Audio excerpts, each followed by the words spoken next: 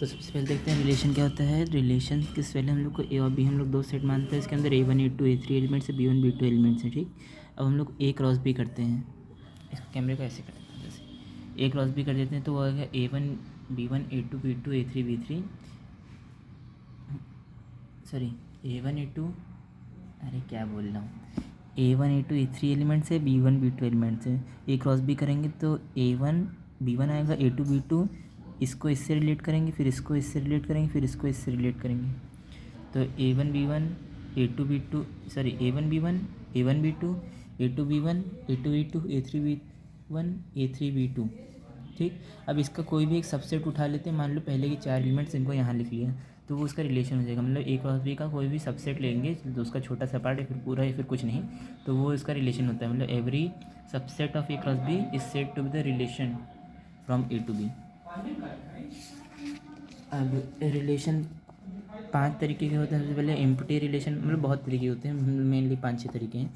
Empty relation जिसके अंदर कोई एलिमेंट ना हो, यूनिवर्सल जिसके अंदर R A क्रॉस A ही बन जाए। मतलब ऐसा रिलेशन जिसमें जो कार्टेशियन प्रोडक्ट हो दो सेट्स का, जिन पे रिलेशन निकाल रहे हैं, वही यूनिवर्सल रिलेशन होता है। मतलब इसमें सारे एलिमेंट्स होते हैं, इसमें एक भी नहीं होता है। ये रिफ्लेक्सिव रिलेशन जिसमें A, A बिलोंग करे। मान लो A12 है और रिलेशन हम लोग 1 1 लिख रहे हैं, 1 2 लिख रहे हैं, तो ये रिफ्लेक्सिव होगा? नहीं होगा, क्योंकि इसमें 2 2 नहीं है। अगर 2 2 भी ऐड करते तो रिफ्लेक्सिव होगी। अब अगर इसमें ये नहीं है, सिर्फ 1 1 2 2 है, तो ये आइडेंटिटी भी और रिफ्लेक्सिव भी है। आइडेंटिटी में सेम एलिमेंट्स का ही सेट होता है, रिफ्लेक्सिव में कोई दूसरा भी आ सकता है। सिमेट्रिक लेते हैं, मान लो ये 1 2 3 सेट है जिसमें से हम लोग एक रिलेशन लिख रहे हैं 1 1 2 1, बस इतना ही। तो क्या ये रिफ्लेक्सिव है? सॉरी सिमेट्रिक है, हाँ सिमेट्रिक है। लेकिन अगर इसमें मैं 3 1 भी ऐड कर दूँ तो क्या सिमेट्रिक रहेगा? नहीं, अभी नहीं रहेगा, क्योंकि इसमें 1 3 नहीं है।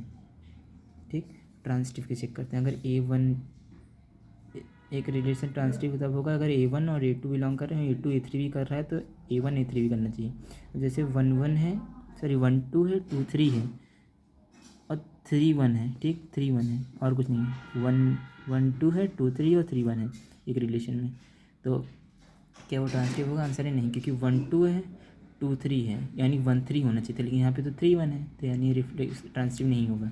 अगर इसमें मैं 3 1 को काट के 1 3 कर दूँ तो ट्रांसिटिव हो जाएगा। अब अगर अगला सेट लेते हैं एक रिलेशन R जिसमें है 2 3 है और 2 1 है।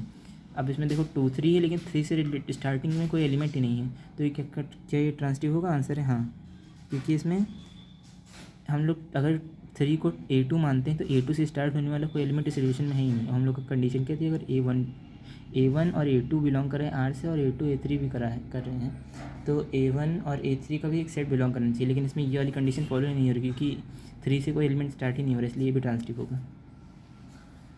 अब अगर कोई रिलेशन इक्विवेलेंस, सिमेट्रिक और रिफ्लेक्सिव, सिमेट्रिक और ट्रांसिटिव तीनों हो जाता है तो उसको इक्विवेलेंस कहते हैं।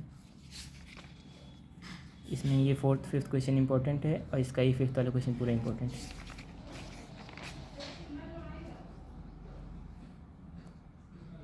अगला आता है टाइप फंक्शन। इससे पहले फंक्शन देख लेते हैं क्या होता है।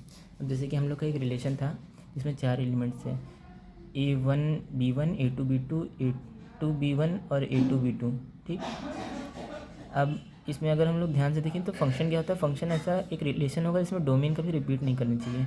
अब जैसे कि इसमें अगर हम ध्यान से देखें तो डोमेन रिपीट कर रही है, जैसे A1 की इमेज B1 भी और A1 की इमेज B2 भी है, तो इसमें डोमेन 2 बार आ गई, तो ये अभी रिलेशन नहीं, फंक्शन नहीं रह गया। अगर इसमें ये वाले एलिमेंट C वाले एलिमेंट हटा दूँ तो ये हो गया A1 B1 A2 B2, यानी A1 की B1 इमेज है और A2 की B2 इमेज है, तो ये फंक्शन रह गया। अगर मैं इसको B1 ये वाला एलिमेंट हटा के ये वाला रखता तो A2 B1 आ जाता और A1 B1 आ जाता, तो मतलब 2 एलिमेंट की सेम इमेज बन जाती है B1, मतलब A1 की भी इमेज B1 हो जाती है और A2 की इमेज B1 हो जाती है, तो वो फंक्शन होता है। जा रहे हैं, एक टॉपिक इक्विवेलेंस क्लास रह गया था। इक्विवेलेंस क्लास क्या होती है?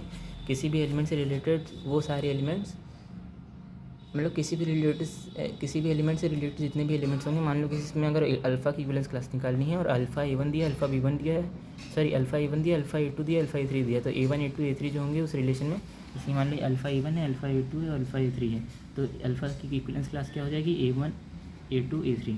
ठीक, अब फंक्शन की बात करते हैं। जैसे 1 1 फंक्शन आता है पहले। अगर किसी हर डोमेन की डोमेन की हर इमेज जो है वो यूनिक हो, जैसे कि ए की इमेज 1 है, बी की इमेज 3 है और 3 की इमेज डी है। इसमें हर इमेज यूनिक है तो ये 1 1 हो गया। क्या इसमें एलिमेंट्स खाली रह सकते हैं? हाँ। क्या इसमें एलिमेंट खाली रह सकते हैं? नहीं। अब ये मैनी वन हो जाएगा। मैनी वन या फिर कोई फंक्शन वन होगा या फिर मैनी वन होगा। मैनी वन मतलब दो की इमेज सेम बन जाए, जैसे यहाँ पे 2 की और 3 की इमेज बी की बन रही है। 2 की और 3 की इमेज बी की बन रही है, ठीक। अब ऑन टू फंक्शन देखते हैं। अगर इसमें जितने भी एलिमेंट्स हैं, मतलब हम लोग की जो कोड डोमेन है उसमें जितने भी एलिमेंट्स हैं वो सारे एलिमेंट्स किसी ना किसी डोमेन के एलिमेंट से लिंक हों तो वो ऑन टू कहलाता है। जैसे कि इसमें ए बी सी है और इसमें डी नहीं है, लेकिन ए बी सी जो है तीनों इससे लिंक है। अगर इसमें एक्स्ट्रा डी भी आ जाता लेकिन अगर इसी से लिंक ना होता तो वो भी ऑन टू नहीं रह जाता, तब ये इन टू बन जाता। लेकिन अभी यहाँ पे डी नहीं है। अगर डी होने के बाद भी मान लो यहाँ पे सी है, ठीक, अगर सी किसी से लिंक ना होता तो अभी ये ऑन टू है। सॉरी, ऑन टू नहीं है, अभी ऑन टू नहीं है, धीमे धीमे बतानी पड़ेगी। ए बी सी तीन एलिमेंट्स हैं और ए बी लिंक है लेकिन सी लिंक नहीं है तो ये ऑन टू नहीं रह गया। अगर सी को लिंक कर देंगे तो ये ऑन टू बन जाएगा। सी को लिंक कर देंगे तो ये ऑन टू बन जाएगा। और ऑन टू कोई फंक्शन अगर ऑन टू और वन दोनों है तो बाइजेक्टिव हो जाएगा। ऑन टू और वन वन दोनों है तो बाइजेक्टिव हो जाएगा। अब जैसे ये देखते हैं तो इसमें देखते हैं कि हर एक की इमेज एक ही बन रही है तो ये 1 1 फंक्शन है, इसमें एलिमेंट्स खाली हैं। ये देखते हैं तो ये 1 और 2 की इमेज बी बन रही है तो ये onto function, sorry many one हो गया। ये भी मैनी वन फंक्शन है क्योंकि दो की इमेज सेम ही बन रही है, लेकिन इसमें जो है एक भी एलिमेंट इसमें खाली नहीं रह गया तो ये साथ में ऑन टू भी है। लेकिन ये ऑन टू है क्योंकि इसमें कुछ एलिमेंट्स इसमें खाली हैं। इसमें देखो सारे एलिमेंट्स लिंक्ड हैं और एक की इमेज एक बन रही है तो ये 1 1 ऑन टू दोनों है। अब इसमें 10th क्वेश्चन इंपॉर्टेंट, 3 बार PYQ में 8 क्वेश्चन अच्छे हैं। इसमें ये फर्स्ट क्वेश्चन है, 4th और 5th क्वेश्चन अच्छा है। अब अगर देखते हैं किसी सेट में अगर n एलिमेंट्स हैं तो उसका reflexive total number of reflexive relation का फॉर्मूला होता है 2n² - n और सिमेट्रिक है तो उसका फॉर्मूला है 2n n+1/2। अगर किसी सेट में n एलिमेंट्स हैं तो उसके अंदर total number of onto functions का फॉर्मूला होता है n फैक्टोरियल। बस।